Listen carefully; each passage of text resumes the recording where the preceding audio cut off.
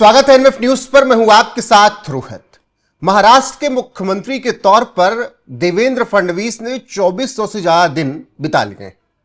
अब सवाल यह कि 2400 से ज्यादा दिनों में देवेंद्र फडणवीस ने महाराष्ट्र के लिए, मुंबई के लिए किया क्या बेहतर काम किया, कहां पर मुसीबतें आई, उनके अगर तीसरे सबसे लंबे वक्त तक मुख्यमंत्री रहने के कार्यकाल की समीक्षा अगर की जाए तो वो कहां पर खड़े हैं अपने काम को लेकर। इसी समीक्षा को आज हम यहां पर करेंगे। मेरे साथ इस वक्त मुंबई से ही सिद्धार्थ रस्तोगी जुड़ रहे हैं। बहुत बहुत स्वागत सर आपका एनएफ न्यूज पर। नमस्ते। नमस्ते जी।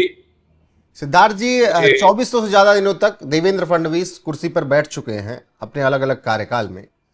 आप मुंबई में रहते हुए उनके इस कार्यकाल को पहले कैसे देखेंगे, इन 2400 दिनों के कार्यकाल को? तो नमस्ते रोहित जी। अगर हम देखें देवेंद्र फडणवीस जी को, तो देवेंद्र फडणवीस जी इस वक्त महाराष्ट्र के तीसरे नंबर के सबसे लंबे समय के मुख्यमंत्री रहे हैं। सबसे जो लंबे समय तक रहे वो थे वसंतराव नायक जी, तत्पश्चात विलासराव देशमुख जी, और अब देवेंद्र फडणवीस जी रहे हैं।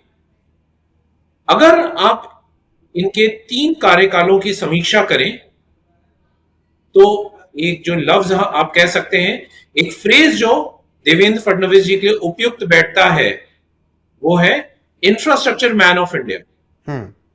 तो भारत के प्रोग्रेस के लिए महाराष्ट्र बहुत महत्वपूर्ण है, महाराष्ट्र के प्रोग्रेस के लिए मुंबई बहुत महत्वपूर्ण है।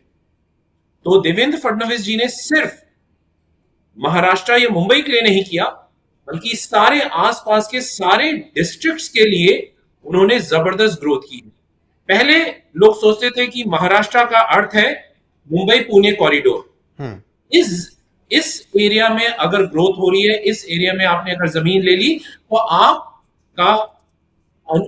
आपकी ग्रोथ, आपकी जो बढ़त होगी वित्तीय रूप में अद्भुत होगी।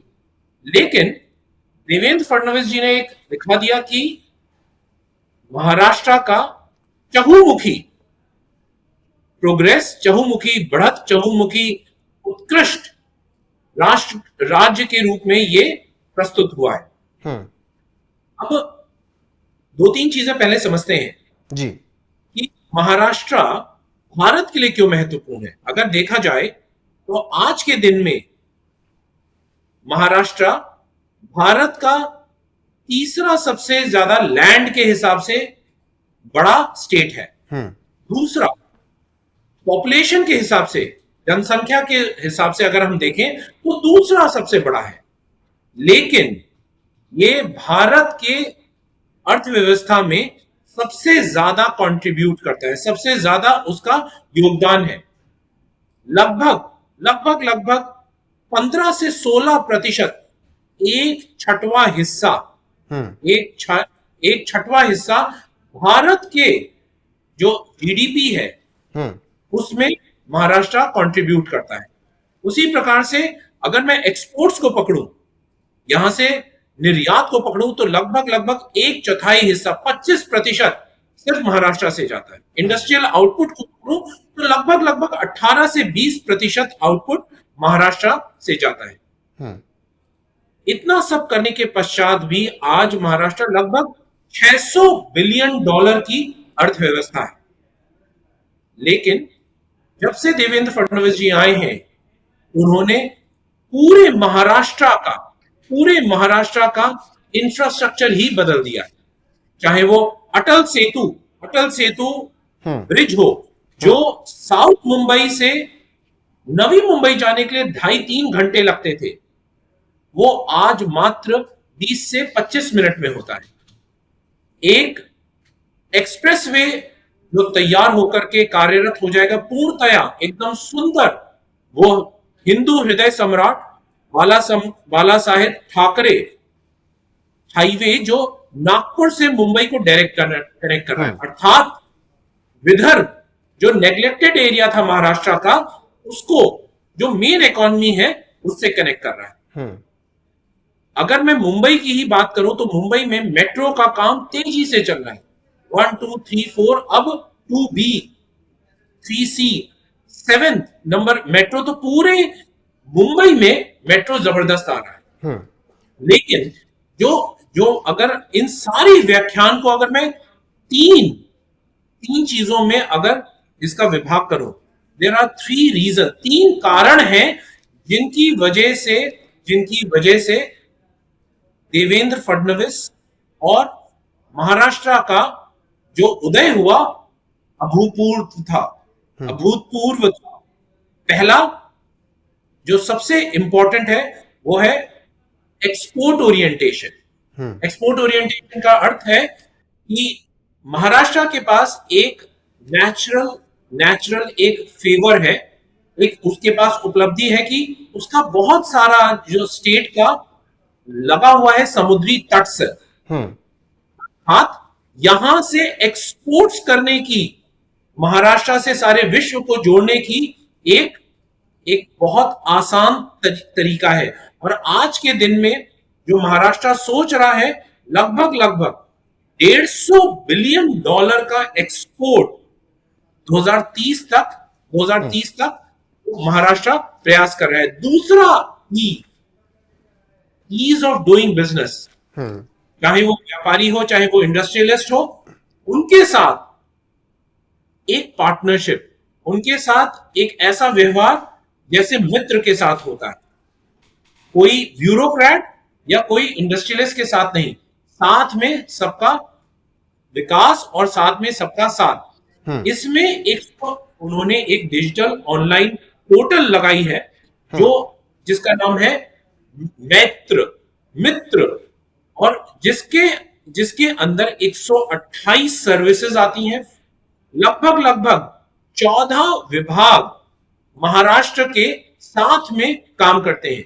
तो वन विंडो अप्रूवल, उसकी वजह से किसी भी निवेशक को, किसी भी इन्वेस्टर को, किसी भी व्यापारी को, किसी भी बिजनेसमैन को अगर आना है तो उसके लिए सड़क जहां से शुरू होती है तुरंत ही मैत्री की वजह से वो आपको अगले चरण पर ले जाती है। तीसरा जो महाराष्ट्र में पहली बार भारत के किसी भी राज्य ने किया है।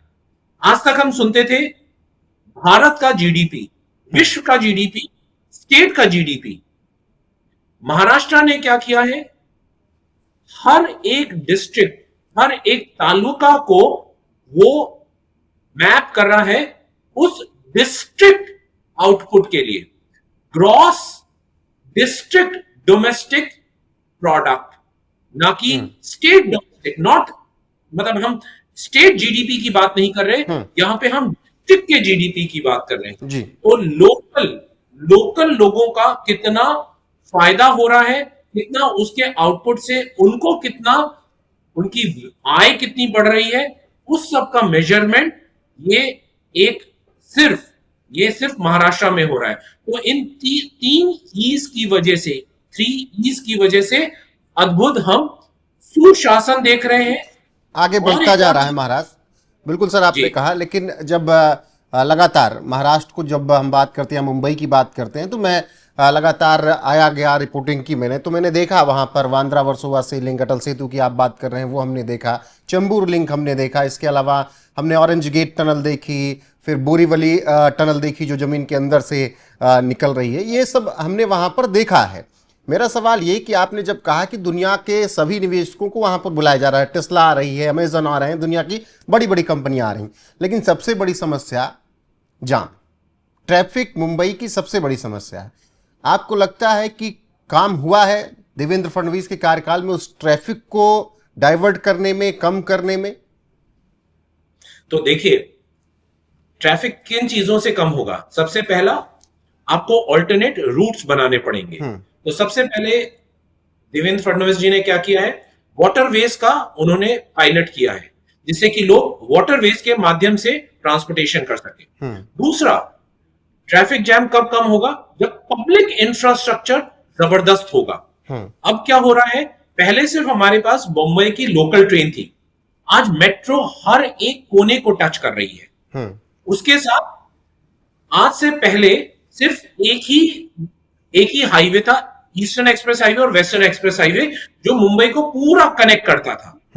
अब कोस्टल रोड बना दी गई है जो इस हाईवे के बियॉन्ड पूरे मुंबई को कनेक्ट करती है। तो उससे जैम में, ट्रैफिक में बहुत ज्यादा राहत मिली है। इनफैक्ट द ट्रैवल टाइम कम से कम नहीं तो 40 से 45% कम हो गया है। इसके साथ जो रोड है, रोड की क्वालिटी ऑफ कंस्ट्रक्शन वो उत्कृष्ट हो गया है।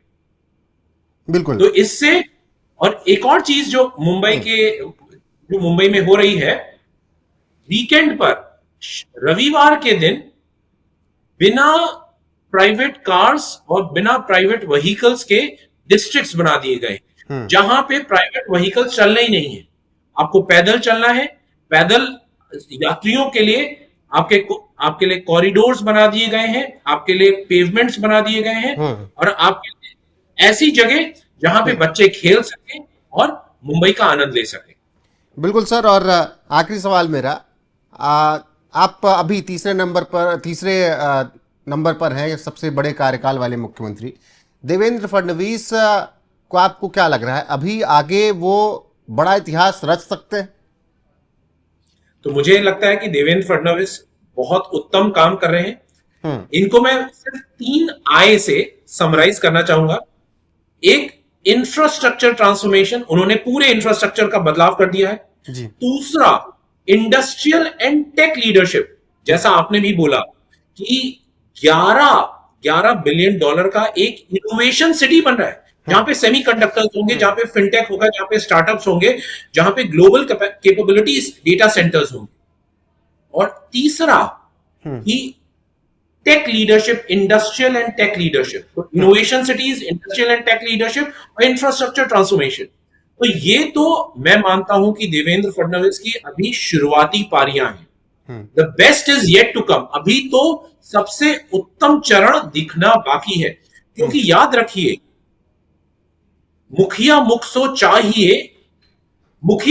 चाहिए, खान पान कहो एक, पलाई पसाई सकल अंग, तुलसी सहित विवेक। तो अगर नेतृत्व हिला तो जो भारत को $10 ट्रिलियन बनने की जो हमारी सोच है, जिसमें महाराष्ट्र को 1 ट्रिलियन बनने की सोच है, और उसमें फिर कहीं चोट न लग जाए, तो इसलिए देवेंद्र फडणवीस जरूरी है। और फडणवीस बहुत उत्तम काम कर रहे हैं।